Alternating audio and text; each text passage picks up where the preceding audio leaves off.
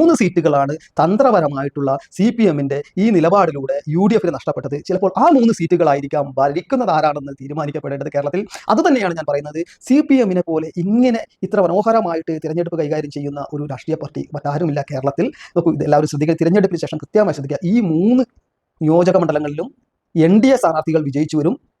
അതുപോലെ തന്നെ കേരളത്തിൽ CPM അല്ലെങ്കിൽ LDF UDF-നെ മറികടന്നുകൊണ്ട് ഒന്നാമത്തെ മുന്നണിയായി വരികയും അധികാരത്തിൽ അവർ തന്നെ തുടരാനാണ് സാധ്യത. അത് തന്ത്രപരമായിട്ടുള്ള LDF-ന്റെ ഇത്തരം നിലപാടുകളിലൂടെയാണ്. നമസ്കാരം, ഞാൻ ഷാജിമോൻ ഷുർമല. നോക്കൂ, ജനാധിപത്യ കാലഘട്ടത്തെ യുദ്ധങ്ങളാണ് തിരഞ്ഞെടുപ്പുകൾ. നോക്കൂ, രാജവാഴ്ചയുടെ കാലഘട്ടത്ത് ചക്രവർത്തിമാർ നാടുവാഴികളൊക്കെ പരസ്പരം ചോര ചിന്തി ഏറ്റുമുട്ടിയിരുന്നു അധികാരത്തിന് വേണ്ടി. ഇന്നൊട്ടും ചോര ചിന്താതെയാണ് തിരഞ്ഞെടുപ്പുകളിലൂടെ അധികാരത്തിലേക്ക് എത്തുന്നത്. ജനാധിപത്യത്തിൻ്റെ സുന്ദരമായിട്ടുള്ള കാഴ്ചകളാണത്. പക്ഷേ ഇവിടെ പണ്ട് ആയുധങ്ങൾ നോക്കൂ, കത്തി, വാള്, പരിച, ഗദ, അതിനുശേഷം പീരങ്കികൾ, തോക്കുകൾ, പിന്നെ അതിനുശേഷം വലിയ യുദ്ധങ്ങൾ വന്നപ്പോൾ അണുബോംബ് വരെ വന്നു. പക്ഷെ ജനാധിപത്യ യുദ്ധത്തിൽ ബുദ്ധിയാണ്, തന്ത്രങ്ങളാണ് ആയുധം. ഇവിടെ ഏറ്റവും മനോഹരമായി തിരഞ്ഞെടുപ്പ് തന്ത്രങ്ങൾ നടത്തുന്ന 2 പാർട്ടികളുണ്ട്. ഈ അഖിലേന്ത്യാ തലത്തിൽ മനോഹരമായി തെരഞ്ഞെടുപ്പ് യന്ത്രം പോലെ പ്രവർത്തിച്ച് ബുദ്ധിപൂർവ്വം പ്രവർത്തിക്കുന്നത് BJP ആണെങ്കിൽ, ആ BJP-യെ പോലും മറികടന്നുകൊണ്ട് മനോഹരമായി അധികാരത്തിലേക്ക് എത്താനുള്ള തന്ത്രങ്ങൾ മെനയാൻ ശേഷിയുള്ളത് CPM എന്ന് പറയുന്ന പ്രസ്ഥാനത്തെയാണ്. ഈ തിരഞ്ഞെടുപ്പിൽ CPM ഒരു വലിയൊരു തന്ത്രം ചെയ്തിട്ടുണ്ട്. അധികാരത്തിലേക്ക് തിരിച്ചെത്താൻ ഈ രാഷ്ട്രീയ കാലാവസ്ഥ എങ്ങനെയാണെന്ന് കൃത്യമായി പഠിച്ചുകൊണ്ട് എങ്ങനെ അധികാരത്തിലേക്ക് എത്താം എന്ന് അവർ കൃത്യമായി പരിശ്രമിച്ചിട്ടുണ്ട്. അതിനുള്ള തന്ത്രങ്ങൾ മെനഞ്ഞിട്ടുണ്ട്. ആ തന്ത്രങ്ങൾ ചെറിയൊരു ഭാഗം ഞാൻ പറയുകയാണ്. എൻ്റെ അനുമാനപ്രകാരം കേവല ഭൂരിപക്ഷത്തിനൊക്കെ അടുത്ത് എത്താൻ LDF-ന് കഴിയും. കേവല ഭൂരിപക്ഷം ആർക്കും കിട്ടില്ല എന്നുള്ളത് തന്നെ. കേവല ഭൂരിപക്ഷത്തിന് അടുത്തെത്താൻ കഴിയും. അതിനുള്ള തന്ത്രം അവർ കൃത്യമായി കണ്ടുകൊണ്ട് അതിനുള്ള തന്ത്രം കണ്ടുവച്ചിട്ടുണ്ട്. എന്താണ് തന്ത്രം എന്ന് നമുക്ക് നോക്കാം. ഈ തിരഞ്ഞെടുപ്പ് 2026 നിയമസഭാ തിരഞ്ഞെടുപ്പ് 3ാം തവണയും പിണറായി 3.0 സംഭവിക്കുമോ എന്ന് ഉറ്റുനോക്കുകയാണ് എല്ലാവരും തന്നെ. അതിനുള്ള സാധ്യതകൾ വളരെ ദൂരെയൊന്നുമല്ല. നമുക്കറിയാം, വലിയ പോരാട്ടമാണ് നടന്നത്. കോൺഗ്രസിനെ സംബന്ധിച്ചിടത്തോളം കൃത്യമായിട്ടൊരു നേതൃത്വമില്ലായ്മ, വിശ്വാസ്യത നഷ്ടപ്പെട്ട ഒരു നേതൃത്വം ഉള്ളതും, ജനങ്ങൾക്ക് വലിയ 3ാം ബദൽ എന്ന നിലയ്ക്ക് BJP-യുടെ ഉയർന്നുവരലും എല്ലാം ഈ വളരെ കൗതുകകരമാക്കിയിട്ടുണ്ട് ഈ തിരഞ്ഞെടുപ്പിനെ. CPM കൃത്യമായി ഇത് പഠിച്ചിരുന്നു. CPM-ന്റെ കൃത്യമായി ഇത് പഠിക്കാൻ അനലൈസ് ചെയ്യും. കൃത്യമായിട്ട് ടൈറ്റ് ഫൈറ്റിംഗ് ആയിരിക്കും. കുറഞ്ഞ ഭൂരിപക്ഷം ആയിരിക്കും ആർക്ക് കിട്ടുകയെങ്കിലും. നോക്കൂ, പിണറായി വിജയൻ ആദ്യത്തെ സർക്കാർ വരുന്നതിന് മുമ്പ് ഉമ്മൻചാണ്ടി അധികാരത്തിൽ വന്നപ്പോൾ കേവലം 1 സീറ്റിന്റെ ഭൂരിപക്ഷത്തിനാണ് അധികാരത്തിൽ വന്നത്. അതുപോലെയുള്ള ഒരു തിരഞ്ഞെടുപ്പായിരിക്കും ഇത് എന്നറിയാം. അതിന് എങ്ങനെയാണ് അധികാരത്തിലേക്ക് എത്തേണ്ടത് എന്നുള്ളതിനെ ആലോചിക്കുമ്പോഴാണ് ഒരു തന്ത്രം, അവർ പയറ്റിയ തന്ത്രത്തെക്കുറിച്ച് പഠിക്കേണ്ടത്. 3 നിയോജക മണ്ഡലങ്ങളെ മാത്രം ഞാൻ പറയട്ടെ. എതിരാളികളുടെ തങ്ങൾ ജയിക്കുക എന്നതിനപ്പുറം എതിരാളികളെ തോൽപ്പിക്കുക എന്നതുമുണ്ട്. തങ്ങളല്ലെങ്കിൽ മറ്റാരാണോ അവർക്ക് എതിരാളികളായി വരുന്നത് അവർ ജയിച്ചാലും മുഖ്യമായി നമുക്കെതിരെ അധികാരത്തിലേക്ക് എത്തിപ്പെടാൻ സാധ്യതയുള്ള 1-2 സീറ്റിന് മാത്രം എത്തിപ്പെടാൻ സാധ്യതയുള്ള ആ മുന്നണി തോക്കുക എന്നുള്ളതാണ് ബുദ്ധിയുള്ള രാഷ്ട്രീയക്കാരുടെ ലക്ഷ്യം. അതുകൊണ്ട് കൃത്യമായിട്ട് CPM നിറവേറ്റിയിരിക്കുന്നു. 3 മണ്ഡലങ്ങൾ നോക്കൂ, 3-3-ലധികം മണ്ഡലങ്ങളുണ്ട്. ഇവിടെ 3 മണ്ഡലങ്ങൾ മാത്രമാണ് പരിശോധിക്കുന്നത്. അതൊന്ന് കാസർഗോഡാണ്, മഞ്ചേശ്വരമാണ്, പാലക്കാടാണ്. ഈ 3 മണ്ഡലങ്ങൾ നിങ്ങൾ കൃത്യമായും ഈ മണ്ഡലങ്ങളിലെ സ്ഥാനാർത്ഥി നിർണയം, അവിടെയുള്ള വോട്ട് ടേൺ ഓവർ, അതുപോലെ തന്നെ ഈ മുൻകാലഘട്ടങ്ങളിൽ നേടിയത്, ആർക്കാണ് സാധ്യത എന്നുള്ളതും ഒക്കെ കൃത്യമായി പരിശോധിക്കേണ്ടതുണ്ട്. നമുക്ക് അതിലേക്കൊന്ന് കിടക്കാം. നോക്കൂ, CPM പാർട്ടിയുടെ തീരുമാനത്തിനെതിരെ എന്നെങ്കിലും DYFI തെരുവിലിറങ്ങിയതായി നിങ്ങൾ കേട്ടിട്ടുണ്ടോ? അങ്ങനെ ഈ തിരഞ്ഞെടുപ്പിൽ സംഭവിച്ചു. നോക്കൂ, മഞ്ചേശ്വരത്ത് ജയാനന്ദയെ സ്ഥാനാർത്ഥിയാക്കും എന്നുള്ള പ്രതീക്ഷ വന്ന സമയത്ത്, അല്ലെങ്കിൽ അങ്ങനെ പ്രഖ്യാപിച്ച സമയത്ത് ഷാനവാസ് പാദൂരിന് വേണ്ടി അവിടുത്തെ മേഖലയിലെ DYFI-ക്കാർ പ്രകടനം വിളിച്ചിരുന്നു എന്നുള്ള കൗതുകകരമായ ഒരു കാര്യത്തിനും നമ്മുടെ കേരളം സാക്ഷ്യം വഹിച്ചു. നോക്കൂ, DYFI അങ്ങനെ ചെയ്യുമോ? കൃത്യമായിട്ട് DYFI കൊണ്ട് അങ്ങനെ ചെയ്യുകയായിരുന്നു CPM-ലെ ബുദ്ധിരാക്ഷസന്മാർ. കാരണം ഷാനവാസ് പാദൂർ എന്ന് പറയുന്ന ഒരു നേതാവിനെ അവർക്ക് പ്രൊജക്റ്റ് ചെയ്യണമായിരുന്നു. അദ്ദേഹത്തെ വിജയിപ്പിക്കാനല്ല കേട്ടോ അത്. മറിച്ച് നോക്കൂ, അവിടെ ജയാനന്ദയെ മത്സരിപ്പിക്കുന്നു.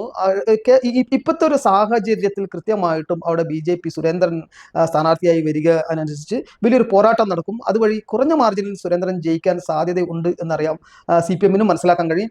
അതുവഴി മുസ്ലിം ലീഗ് എന്ന് പറയുന്ന, നോക്കൂ, കോൺഗ്രസിനെ പിടിച്ചു നിർത്തുന്ന മുസ്ലിം ലീഗാണ്. UDF-ന് കിട്ടുന്ന ഒരു സീറ്റ് കുറയ്ക്കുക, അത് മഞ്ചേശ്വരത്ത് അവർ മനോഹരമായി നടപ്പിലാക്കി.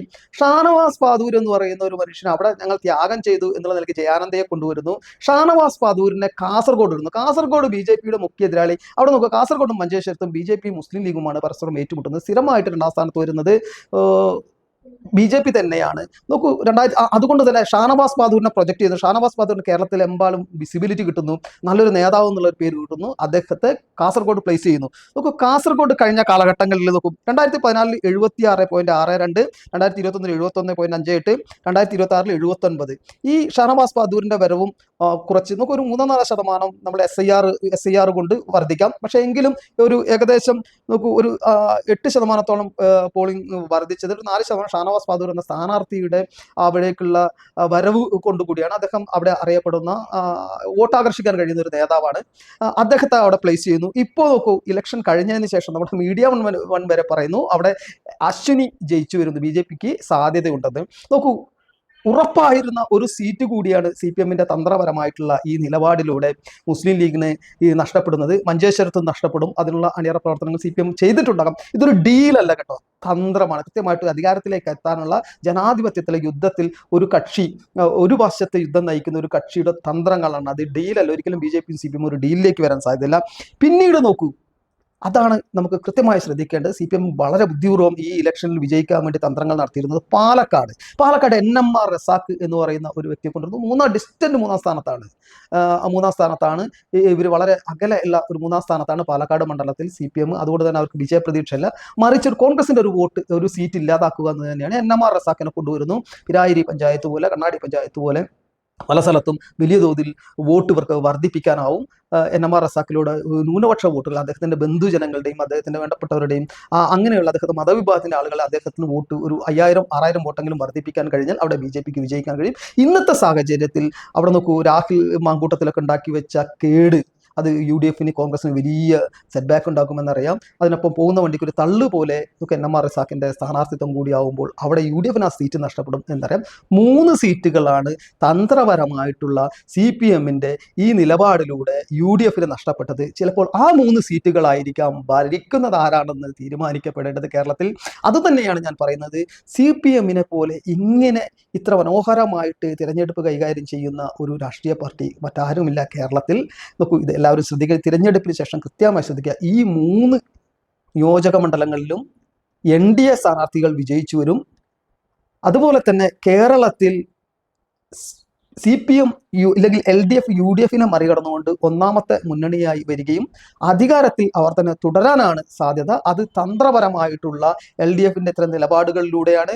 മറിച്ച് നോക്കൂ, ഇപ്പോൾ തന്നെ മുഖ്യമന്ത്രി ആരെന്ന അടി തുടങ്ങിയ കോൺഗ്രസ് ഒരു തിരഞ്ഞെടുപ്പ് മെഷീനറി ആയിട്ടുള്ള ഭാഗ്യത്തിന്റെ പുറത്തും നെഗറ്റീവ് നിഷേധ വോട്ടുകളും ഭരണവിരുദ്ധ വോട്ടുകളിലും മാത്രം പ്രതീക്ഷ അർപ്പിച്ചുകൊണ്ടിരുന്ന UDF തോൽക്കാൻ തന്നെയാണ് സാധ്യത. അതുമാത്രമല്ല, ഭരണവിരുദ്ധ വികാരത്തിന്റെ ആനുകൂല്യം മുതലാക്കുവാൻ ഒരു 3-ാമത്തെ കക്ഷിയും കൂടി വന്നതിന് ശേഷം കൃത്യമായിട്ട് അധികാരത്തിലേക്ക് എത്താൻ UDFന് കഴിഞ്ഞിട്ടില്ല. BJPയും ഭരണവിരുദ്ധ വോട്ടുകളുടെ ഒരു പങ്കാളിയായി മാറിയത് കൊണ്ട് തന്നെ CPM വിരുദ്ധ വോട്ടുകൾ ഭിന്നിച്ചു പോവുകയും CPM അനുകൂല വോട്ടുകൾ, അനുഭാവ വോട്ടുകൾ കൃത്യമായി പോൾ ചെയ്യപ്പെടുകയും ചെയ്താൽ പിണറായി 3.0 സാധ്യമല്ല, സാധ്യമാണ്. അത് തന്നെയായിരിക്കാം ഭാവി കേരളം നമ്മളോട് പറയുന്നത്. രാഷ്ട്രീയ വിദ്യാർത്ഥികൾ വളരെ കൗതുകത്തോടു കൂടി വീക്ഷിക്കേണ്ട ഒരു കാര്യമാണ് ഈ 3 മണ്ഡലങ്ങളിലെ സ്ഥാനാർത്ഥി നിർണയം, പ്രത്യേകിച്ച് LDFന്റെ ഭാഗത്തു നിന്നും ഉണ്ടായത്. നന്ദി, നമസ്കാരം.